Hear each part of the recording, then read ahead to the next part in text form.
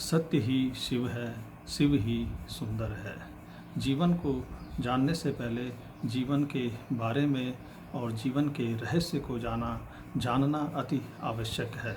भगवान क्या हैं? परमात्मा कौन है? भगवान वह वाह्य शक्ति है जिन्होंने इस खूबसूरत सृष्टि की रचना करी। ऐसे पेड़ पौधे, ऐसे जीव जंतु, ऐसे मनुष्य बनाए, उनको ऐसे गुणों से युक्त करा जो कि स्वतः ही जीवन की उत्पत्ति कर सके। परमात्मा जो कि विज्ञान से परे है, जिन्होंने विज्ञान को बनाया है, उनको हम दो आँखों से नहीं देख सकते हैं। उनको हम केवल ध्यान के द्वारा ही अनुभव कर सकते हैं। ध्यान से ही हम उनके साकार रूप शिव के दर्शन कर सकते हैं और ध्यान से ही हमको उनकी उपस्थिति का आभास होता है। परमात्मा जिन्होंने यह सृष्टि बनाई वह एक ही दिन में नहीं बनी है। विज्ञान के अनुसार पृथ्वी 450 करोड़ वर्ष पुरानी है और इस पृथ्वी पर सबसे पहले जीवन जल में आया था, जो कि लगभग 350 करोड़ वर्ष पहले आया था। फिर उसके बाद जीवन थल में आया और इस तरह से सृष्टि का विकास चलता रहा और करोड़ों साल के प्रयोग के बाद धरती पर मनुष्य की उत्पत्ति हुई, जो कि लगभग 30 से 32 लाख वर्ष पहले आया और जो आधुनिक मानव है वह 11,500 वर्ष पहले धरती पर आए थे। परमात्मा ने जिस मनुष्य की रचना करी है, परमात्मा ने उसके दो शरीर बनाए हैं। एक भौतिक शरीर जिसको हम बायोलॉजिकल शरीर बोलते हैं और दूसरा सूक्ष्म शरीर।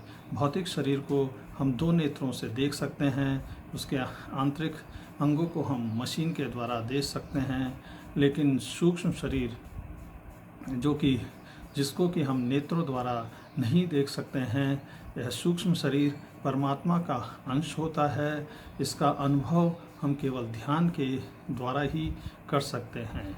सूक्ष्म शरीर जब शिशु माता के गर्भ से बाहर निकलता है तो उस समय सिर के रास्ते से वह शिशु के शरीर के अंदर प्रवेश करता है। सूक्ष्म शरीर जो कि कुंडलनी, 7 चक्रों और आत्मा से मिलकर बना होता है, जिसे हम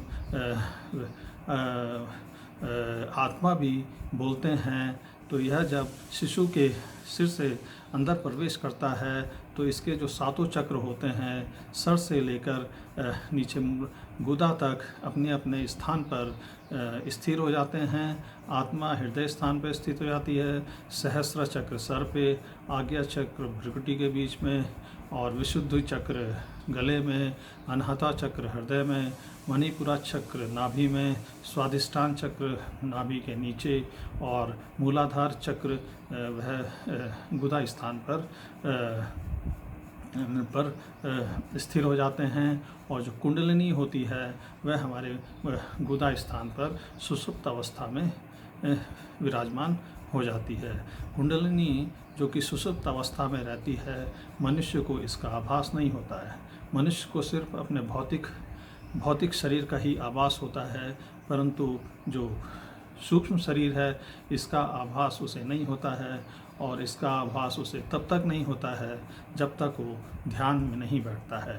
आप जितने ही मंदिर में चले जाएं, जितना ही आप पूजा कर लें, आपके सूक्ष्म शरीर का जागृति नहीं होगी जब तक आप ध्यान नहीं करेंगे। तो ध्यान के द्वारा ही सूक्ष्म शरीर को देखा जा सकता है। जब यह सूक्ष्म शरीर शिशु के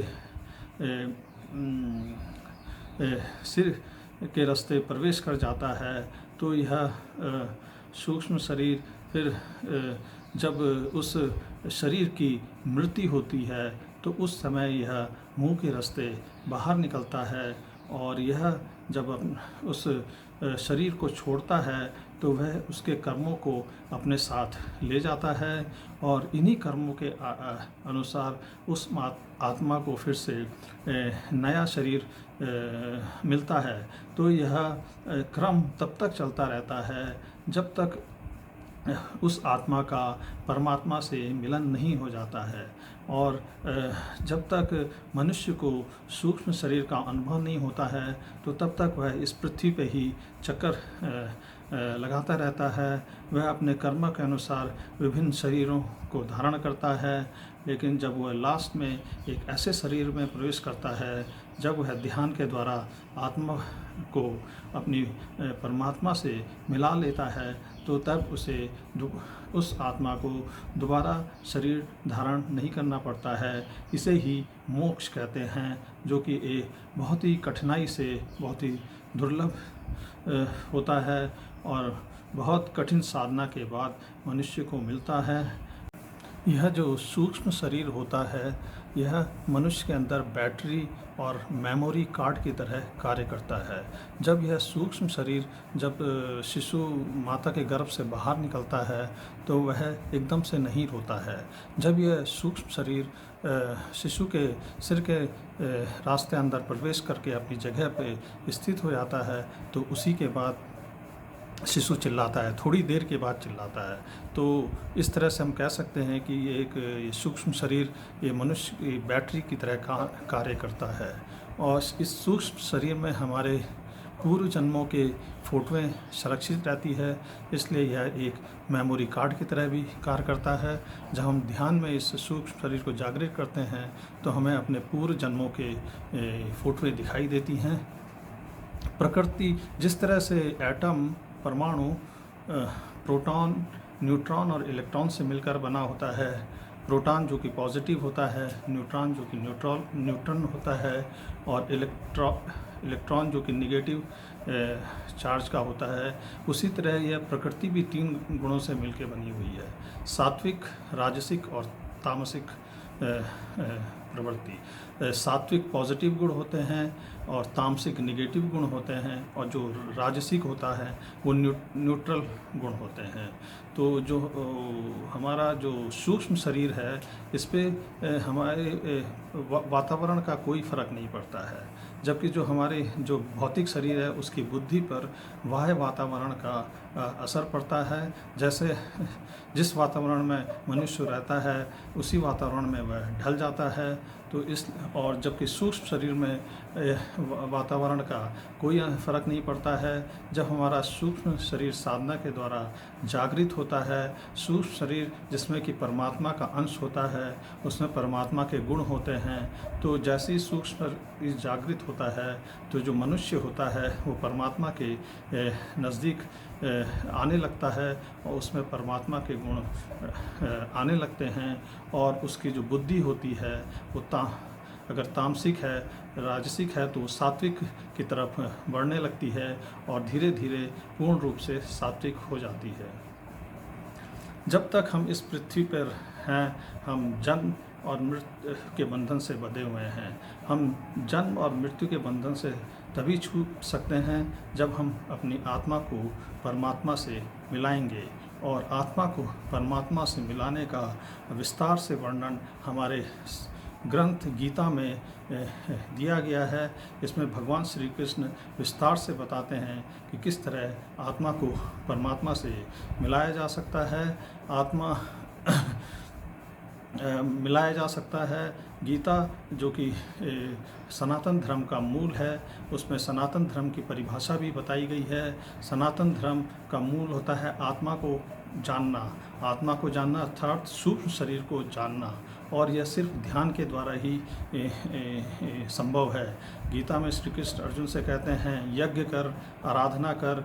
यज्ञ का अर्थ जौ तिल का हवन कुंड नहीं है, और यज्ञ का अर्थ है वह प्रक्रिया जिससे ध्यान को किया जाता है।